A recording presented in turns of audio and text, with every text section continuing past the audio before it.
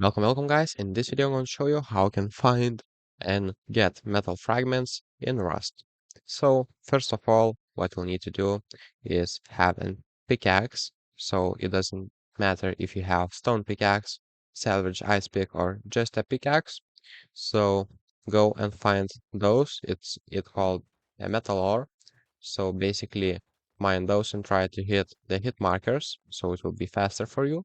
And after that, you'll need to have a furnace that you can craft it like this.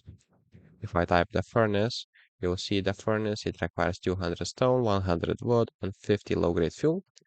And after that, put some wood right here and actually add your metal ore and turn it on, and you will get a metal fragments, as you can see right here.